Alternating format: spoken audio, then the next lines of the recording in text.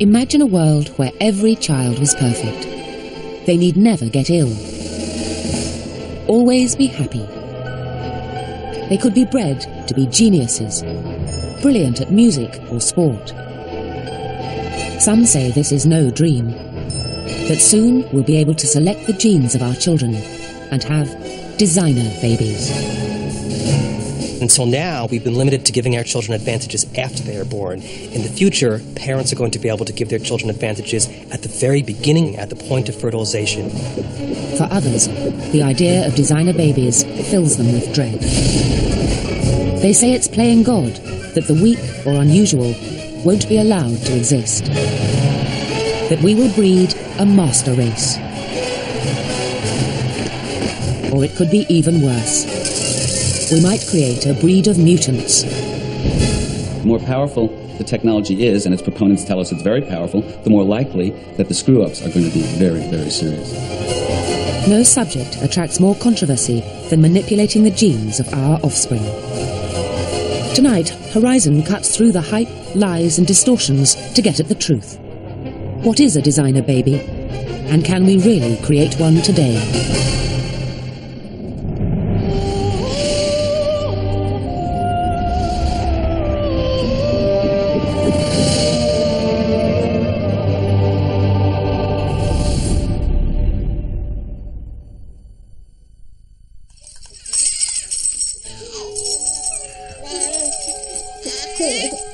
Some say one of these children should never have been allowed to be born.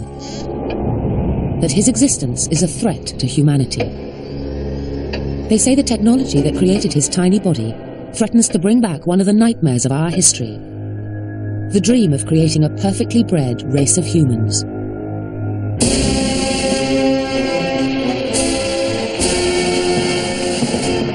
The Nazis wanted to improve the German race by controlling who had children and exterminating the imperfect.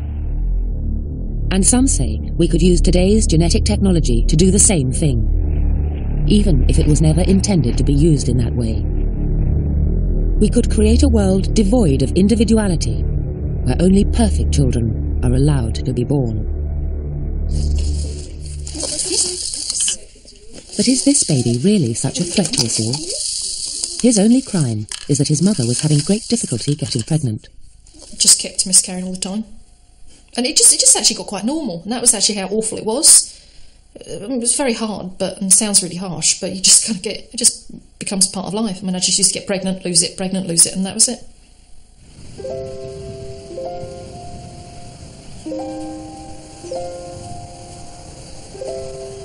Philippa Handyside wasn't trying to create the perfect child. She just wanted to have a baby. But she wasn't having any luck. So she underwent testing to see why she was having so many miscarriages. They had quite a long list of things that they were testing for, and they said we can fix absolutely everything bar one thing, which they didn't tell us what it was, because they said we're really hoping that's not what the problem is. But the tests revealed Philippa did have that one problem.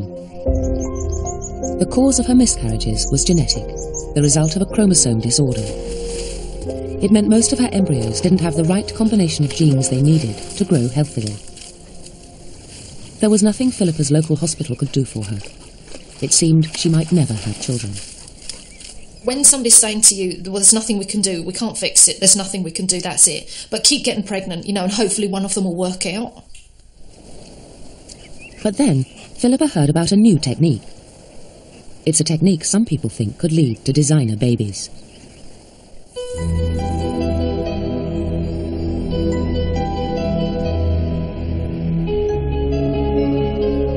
The technique is called pre-implantation genetic diagnosis, or PGD.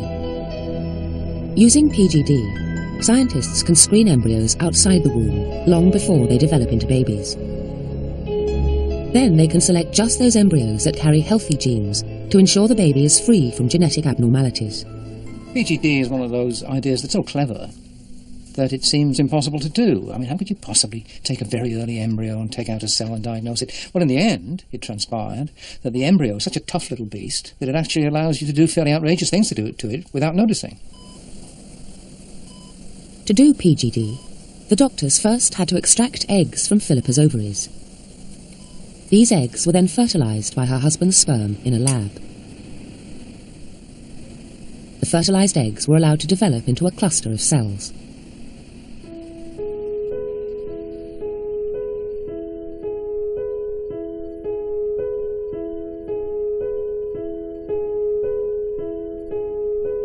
You phone every day and you're told how they're getting on. I mean, it's like having children in nursery. You know, you're told every day how they're progressing through. Then, 48 hours after fertilisation, acid was used to etch a hole in the membrane of each embryo and a single cell sucked out.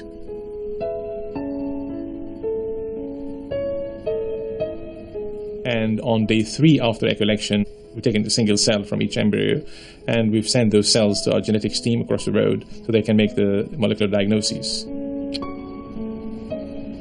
The theory is that if the analysis shows the genes are normal in the single cell, then the embryo it came from will also be genetically normal. So that's okay, two blue, two green, two red, so that's fine, that one. We can take a cell from the IVF embryo that we've grown in vitro, and we can use our single-cell genetic testing to find out if the embryo is free from a disease or actually has the disorder the couple are carrying. Eventually, they found cells from 2 of Philippa's embryos that had healthy genes. They called us through and said, yeah, we've got a couple. The geneticists came down to see us and said there's one that it's not divided so well, but the other one, brilliant, absolutely brilliant. So we're going to implant, if you're happy, 2 back in. So it was a case of get ready and get kind of into the room and ready to have the implantation done. 2 embryos which didn't carry Philippa's chromosome problem were implanted back into her womb. PGD was developed so parents like Philippa could eradicate genetic abnormalities from their family tree and have healthy children.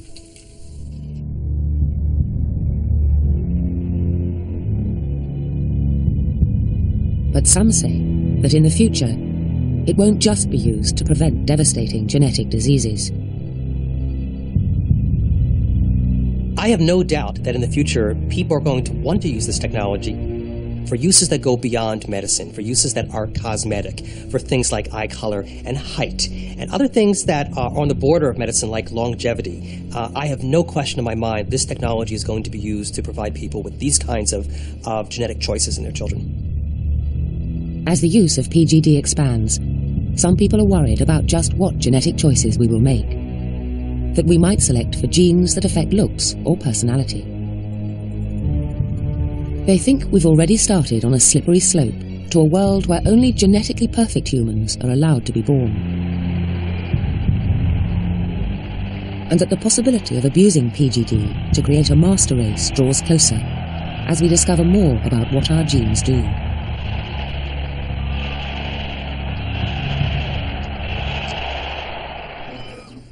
The Human Genome Project has already catalogued all 3 billion letters of the human DNA code, and barely a week goes by without scientists claiming to have discovered how yet another gene affects us. Some of these genes are clearly linked to disease, but others seem to have the power to influence our behaviour. Dean Hamer was one of the first scientists to link genes to mood. He discovered a gene which he thinks affects happiness. We found the gene was like a natural Prozac. Some people are born with a long version that's as if they were taking Prozac their whole life long. Other people are born with the short version. It's like they have never had Prozac. And so that raised the question, what effect would this have on their personality? Would the gene really act like Prozac? Would it make some people less depressed and less anxious? Or would it have no effect at all? Hamer analysed the personalities of hundreds of people and checked which form of the gene they had, long or short. He found one type of personality was dramatically affected by the length of the gene, the neurotic type. People with a lot of neuroticism are as if they had gotten up on the wrong side of bed every single day. And there we found a big connection with the gene. People with a long form were low on neuroticism. They were feeling good about themselves, optimistic about the future. People with the short form of the gene were just the opposite. On average, they were more depressed, they were more worried about things, they were more pessimistic. This is really exciting because Even though we might have expected this result, it was one of the first clear demonstrations that one single gene could make a big difference in a person's personality. Since Hamer's discovery, genetics has advanced at an amazing rate. Genes have been found that are said to be linked to homosexuality, others to alcoholism, risk-taking, and even perfect pitch. And if we know what genes to look for, it's said we could use PGD to choose a child with brown eyes or blonde hair, select a boy or a girl. A child that would be more intelligent, taller, stronger, or more well-balanced than its peers. They say that using PGD, we could design a baby with exactly the characteristics we want. A man and a woman that want to have a child will walk into a fertility clinic, and the doctors will take 100 to 200 eggs out of the woman. They'll be fertilized with the man's sperm, and then they'll do a genetic profile on all 200 embryos and choose the embryo that has the combination of genes from the two parents that the parents want to see in their child. That's where they'll start. This is Lee Silver's vision of the future, as filmed by Horizon over 20 years ago.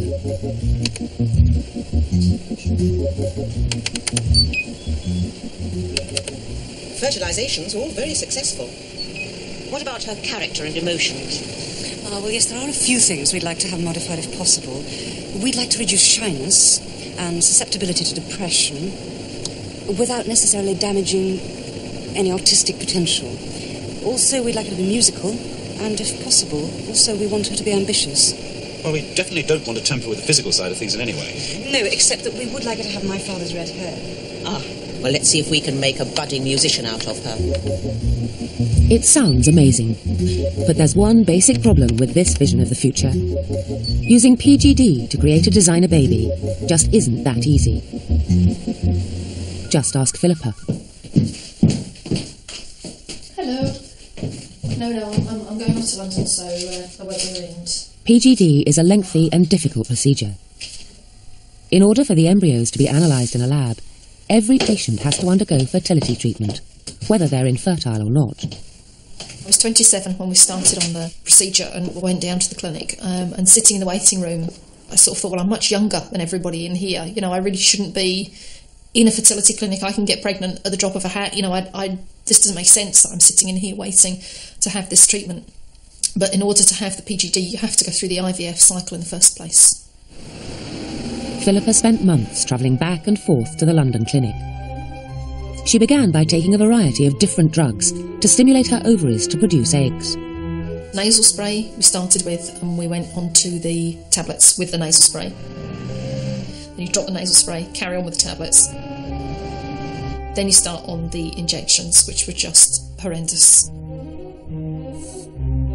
I did all the injections myself, which for somebody who's needle phobic was just absolutely horrific. And the worst thing that I've ever had to do to myself. Certainly would not be doing it out of choice. But 6 weeks of drug taking was not the worst part of Philippa's treatment. The doctors managed to extract 12 eggs from her. But when the embryos were checked by the genetics lab, not one of them was healthy. There'd been such a big build-up, so much time, so much emotion, so much effort on everybody's part. To have nothing, absolute nothing at the end of it was devastating, absolute devastating. So Philippa had to undergo the whole traumatic procedure again.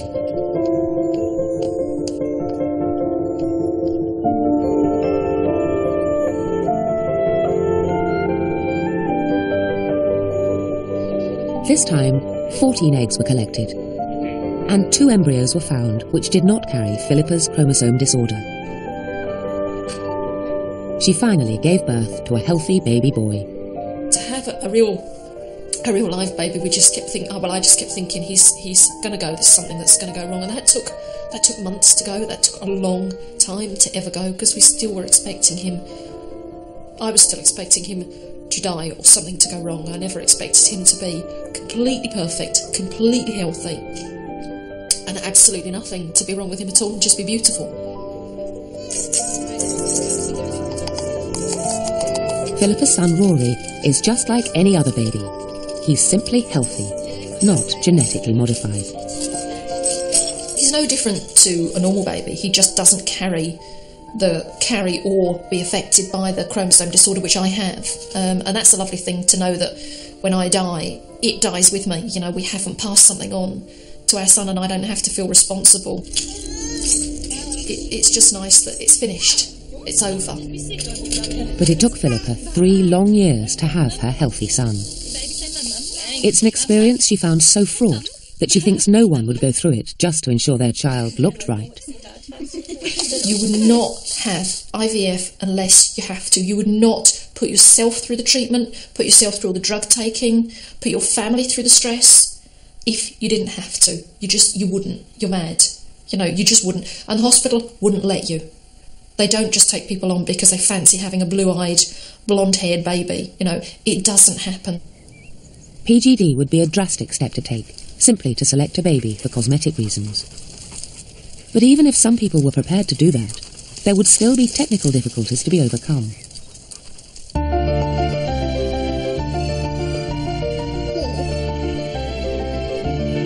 Geneticists now believe that most of our characteristics are influenced by more than one gene. Even Dean Hamer admits the one gene he discovered is not enough to select for a happy child. We're very confident this gene is involved. We're equally confident that it's not the only one. There are probably at least 10 other genes. There could be 100 or 1,000 different genes. So, like all complex human traits, whether it's happiness or body weight or the shape of your nose, many, many different genes are involved. Any characteristic we might like to change, from height to intelligence, will be influenced by a group of genes. But today, PGD technology can only test for a maximum of 2 genes at a time. Perfect for certain types of inherited disease, but useless for something as genetically complex as behaviour. Certainly trying to do a test for many different genes at the moment is technically very, very difficult to do on a single cell. And we've only tested for 2 genes at one time, and I don't believe anyone worldwide has ever tested for more than 2 genes. Until PGD can look at many genes at once, using it to select a complex character trait is impossible. But even if we could look at every gene in an embryo, there's a final hurdle to be overcome. To use PGD to create a designer baby with your ideal combination of genes, you'd need a choice of hundreds of embryos.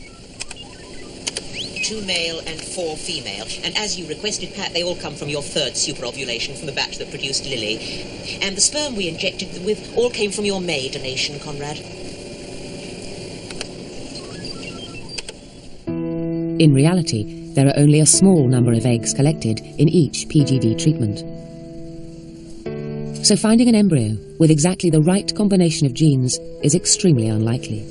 In simple practical terms, if you're doing PGD, you've only got a few embryos to play with. And when, of course, you come to things which are, what you might say, within the normal range, intelligence, let's say, there are lots and lots of genes involved. And the chances of you finding the right combination in your dish full of embryos are really quite small. And if the parents don't carry the right genes in the first place, to be good at music or sport, or to be intelligent, then looking for that characteristic is pointless. We're not designing any babies. We're not doing any genetic manipulation of the embryo. We can only select the embryo that the couples produce. So if they're not going to produce an embryo that's very intelligent, then we can't select for it. PGD is unlikely to be used to select a designer baby. It will remain a technique for something far more important: diagnosing terrible genetic conditions before they can harm our children.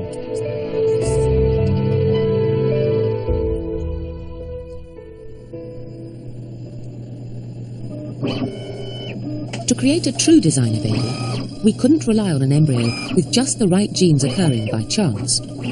We'd need to be able to insert any genes we wanted. And some say a way to do this may already have been discovered.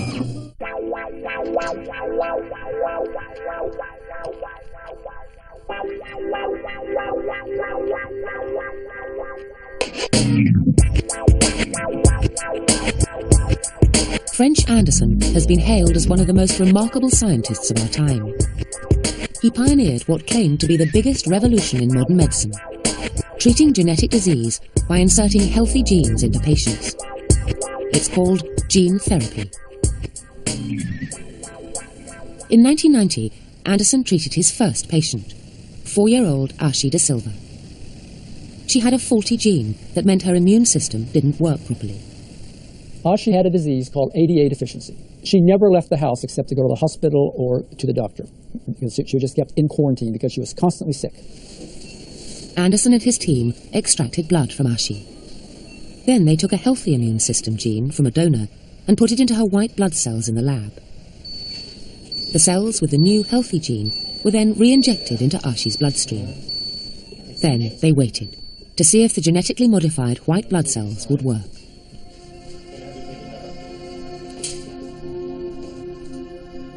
She was within 6 months. Her family began to realize that she wasn't sick at all anymore, that she was starting to do all the things that normal kids do. And what tipped it over for the parents was in the spring, just about 6 months after she started therapy, the whole family came down with the flu.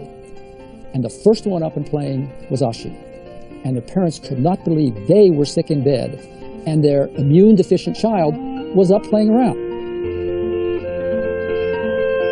Ashi's gene therapy treatment was successful, but it wasn't perfect.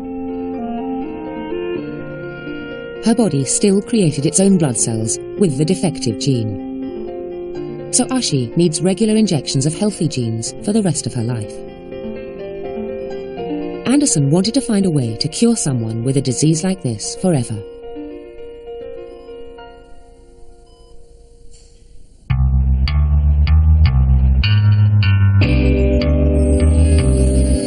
Anderson realized if the patient's own body could produce blood cells with the healthy genes, they would no longer need injections. He thought the answer might be to get the healthy genes into a very special type of blood cell, the ones that make all the other blood cells. The key cells that we really want to get genes into are the so-called blood stem cells, because these are the cells which continue to repopulate the blood system for our whole lives. Some of our blood cells only last a few hours. Some last a few days, some last a few weeks, but basically they're constantly turning over. So we need to get genes into that original stem cells that reproduces the blood system.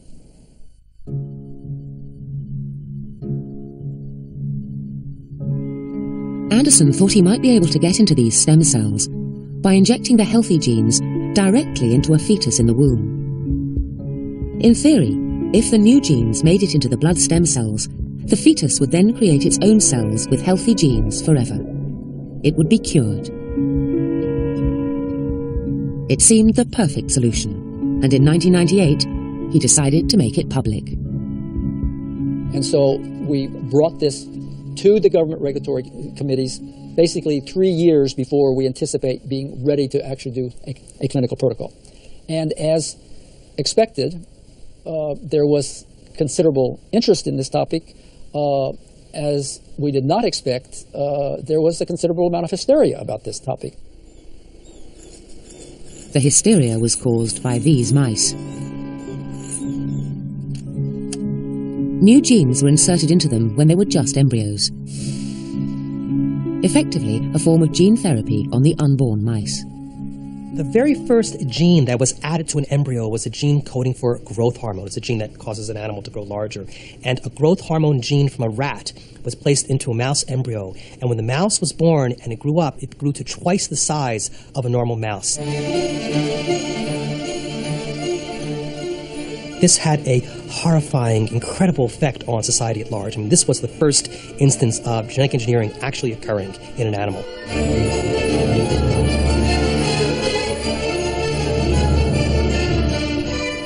What's so sinister about these mice is that the new gene had been copied into every single cell of their bodies, including the eggs and sperm. So crucially, all their offspring would also be giants. The scientists had altered their so-called germline forever, creating a new breed of designer mice. French Anderson had no intention of altering the human germline. He only wanted to cure disease. But by introducing the genes at such an early stage of development, no one could be sure that the genes wouldn't enter the germline as well. And if they did, his treatment would lead to a never-ending line of genetically engineered humans. For Anderson, the goal of curing sick children made it a risk worth taking. many people seem to feel that our honest statement that there might be a very low level of inadvertent germline gene transfer might really be hiding that we're trying to get into the germline, we're trying to redesign babies. But for others, even an accidental change to the germline could not be dismissed easily. It's immaterial whether he intends it or not. Society has to deal with the reality of the consequences, and whether this one person intended those consequences or not is immaterial to either the ethical issue or the social reality of what's going to be produced from that. The problem is that once we tinker with the genes in the sperm and the egg, we give somebody the ability to be able to pass on these new genetic elements that have never been present in human beings before, and they get passed on to the next generation. They can get passed on to generation after generation for untold number of generations. And so, in a sense, it gives us the ability to completely change the human species.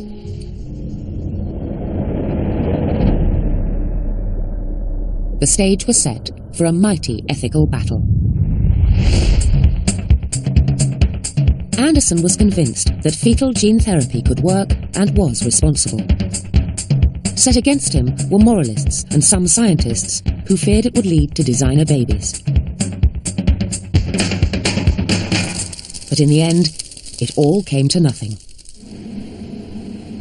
The difficult part of gene therapy had always been getting the healthy gene into a cell. Anderson had used a virus. These viruses had been modified so that they wouldn't cause an infection, as they transported the healthy genes inside the cells. In other clinical trials, these modified viruses also seemed to be working. But then one gene therapy trial in Philadelphia went dramatically wrong. Jessie Gelsinger had been injected with a modified cold virus as part of a gene therapy treatment. But the virus was not as safe as scientists had thought. Within a week, it had attacked all his major organs, and he died. Medical detectives have now concluded that an 18-year-old is the first known person ever to die as a direct result of gene therapy.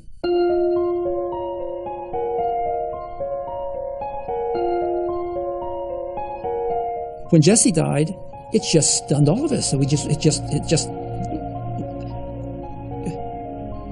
realized that we just didn't know enough about what was going on, that the body had reactions, had defenses that we didn't really understand, and it really required going back and really rethinking everything we were doing. Jessie's tragic death changed everything. It was clearly far too early to think about using this potentially dangerous technique in the womb. It's hard enough in a child or an adult, but many people don't realise what fantastic things go on in the womb. Enormous quantities of cell division, huge sheets of tissue moving around and folding and unfolding like origami. The embryo almost turning itself inside out as it develops. If anything goes wrong with any of those things, then the effects are disastrous. And nobody really knows what would happen if you randomly insert genes into this astonishing, tiny little object. And I really don't think that we're anywhere near getting ready for that to be safe. Today, no one, not even French Anderson, is attempting gene therapy on human fetuses. It continues to be used to treat a handful of diseases in children. It may never be used to create a designer baby.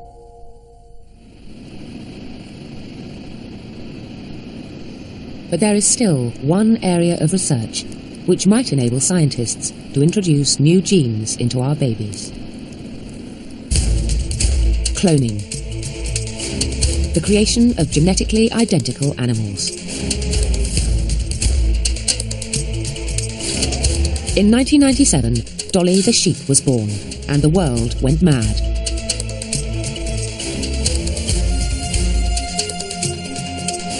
Dolly the sheep was a genuinely amazing moment. First of all, sheep are, we like sheep, and we are like sheep. Sheep are pretty much like us. And biologists had never really thought it was going to be doable with mammals. It had been done 30 years before with frogs. But frogs are simple. So if you could do it with sheep, you could do it with humans.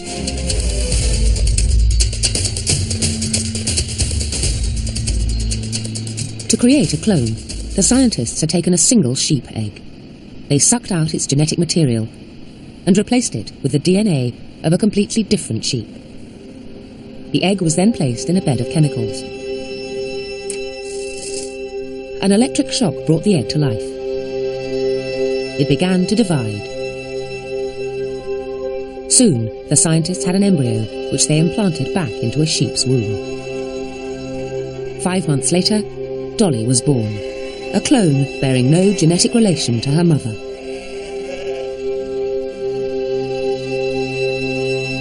A year later, the scientists at the Roslin Institute created an even smarter sheep. Polly is also a clone. But she's more than that. She and her 3 identical sisters have been genetically modified. They are designer sheep. Polly's very important because she's the first demonstration that we can actually add genes to animals using the new technology. And she contains a human gene which codes for a blood clotting factor, factor 9, which she produces in quite large amounts in her milk. Polly was created just like Dolly, except for one crucial step. Before they used cloning technology, the scientists actually designed Polly's DNA. They created exactly the DNA they wanted by adding the new human gene into ordinary sheep cells. Then, just as for Dolly, they put that DNA into an egg, zapped it, and grew a sheep. What Polly proved was that if you could clone an animal, you could change its DNA in any way you liked at the same time. And the new cloning technology didn't just work on sheep.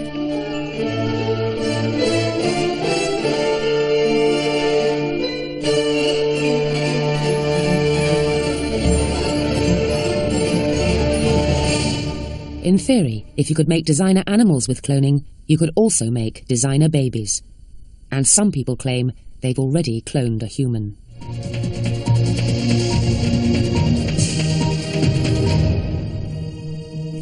Good evening. Scientists working for an obscure North American religious cult say they've produced the world's first cloned baby.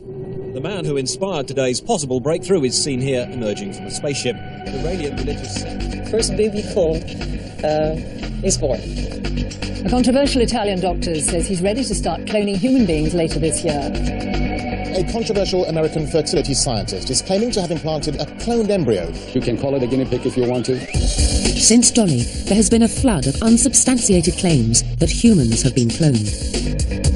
The worry is that if even weird cults and maverick scientists can clone humans, then how can we hope to prevent the advent of a designer baby? But the reality is, no one has yet produced a shred of evidence that they've actually cloned a baby. And our experience with animals suggests it could lead to disaster. The technology is still in its infancy. There are large parts of it we do not understand, and we do have some abnormalities during development. We lose a lot of lambs during gestation. I feel that with all these abnormalities, it would not even be ethically right to consider trying this in humans.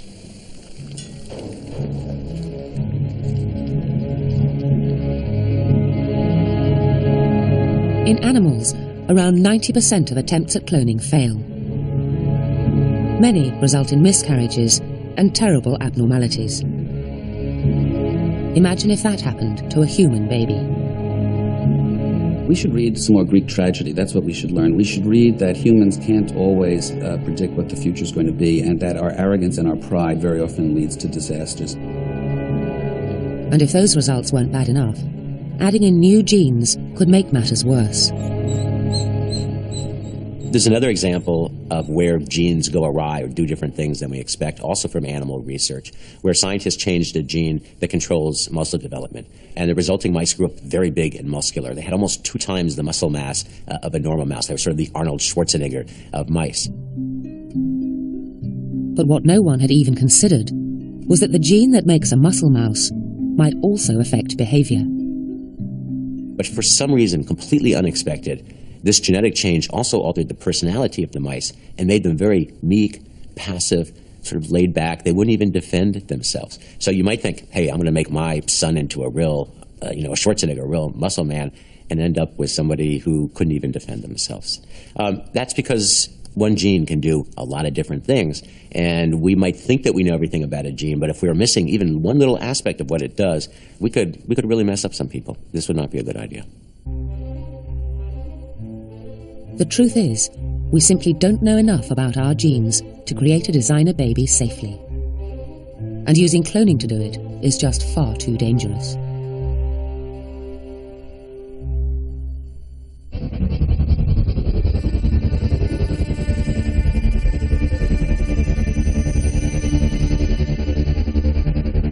But if that's the case, then what's happening at this lab in Newcastle? They've recently been licensed to do a form of cloning, and they aren't working on sheep, but human eggs. They freely admit what they do here is very similar to the work done with Dolly. There's no differences. There's no differences in technical skill. The only difference is that you in animal world, you're using animal eggs. In a human work, you're using human eggs and cells. Their work has generated speculation that human clones, and so designer babies, could be created here in Britain. But despite the alarmist headlines, there's a crucial difference between what they're doing here and the work that created Dolly. Here, they don't want to make babies, but stem cells. When eggs start to divide, we will wait 5 to 8 days until we will get approximately 100-150 cells. From this stage, we would like to isolate cells which can give us human embryonic stem cells.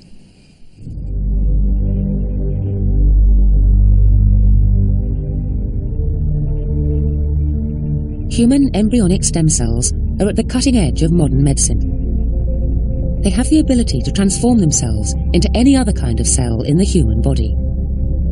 Using human embryonic stem cells, you can convince these human embryonic stem cells to be, for instance, tomorrow nerve cells or pancreas cells or beating heart muscle cells and other cell types which you can use for cell therapy. This work has nothing to do with designer babies, but something called therapeutic cloning. The plan is to use cloning technology to produce stem cells which are an exact DNA match for a patient with a degenerative disease.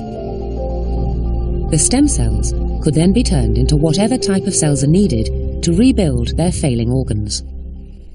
The goal we're looking for, sometime in the future, is that we could have a patient who has diabetes, for instance, would go along to the unit, have a tiny sample of skin taken from them. We would then do nuclear transfer, create stem cells from them, make pancreatic cells that make insulin, inject them back into the patient, and then effectively that would cure their diabetes.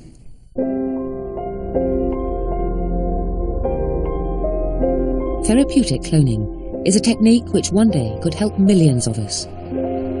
It may lead to new drugs and perhaps even cures to a whole host of diseases. The potential of nuclear transfer and stem cell work is important because it can help just about any condition in which there is a loss or a damaged cells. Diabetes, Alzheimer's, Parkinson's, spinal injuries, burns, people who have heart attacks and got damaged heart muscle, we can inject new heart muscle cells in. The list is almost endless, and that's why it is so important. Therapeutic cloning, as done here at Newcastle, will never lead to designer babies. Not only is human cloning illegal, no one here even wants to do it. The slippery slope argument that says that we're going to move this nearer towards reproductive cloning, well, I don't think that's a problem at all. Scientists say that it's not safe and clinicians say it's not indicated clinically. So reproductive cloning is banned in the UK, we're not going to do it, and I entirely support that. So there really is no need to worry about designer babies yet. Certainly there are cranks out there, but a designer baby future is pure science fiction. Choosing a child with exactly the genes you wanted will be both technically difficult and extremely dangerous. Instead, techniques for choosing and manipulating our genes, be it PGD, gene therapy or cloning, are focused on something we all want. Not perfect babies, but treatments for infertility and cures for serious diseases. It will be the case, I very much hope, that many lives will be saved and a great deal of suffering will be avoided by using genetic technology. Those who spend their time decrying it and cursing it as unnatural might just step back for a moment and remember that. We're helping people who are sick to find cures for their diseases. That's what it's all about. That's what's driving us to do this new technology. It's nothing to do with designer babies. Of course, that won't stop people wanting to have designer babies. But the truth is, there are much easier ways to enhance your children than by altering their genes. The phrase designer baby just fills me with despair, because it's one of those things that promises so much and delivers almost nothing. What do you mean by a designer baby? You design your baby when you choose to go to bed with somebody, okay? That's where the designer baby starts, and that's no doubt crafted by evolution. You design your baby when you send him or her to Eton, or to the local comprehensive. The environment designs your baby. That's happened since humans evolved. And the notion that we can somehow radically change the process by technology just seems to me fundamentally foolish. We can't do it. We can't do it technically. If we could do it technically, we probably wouldn't want to do it because it would be much less efficient than doing it environmentally.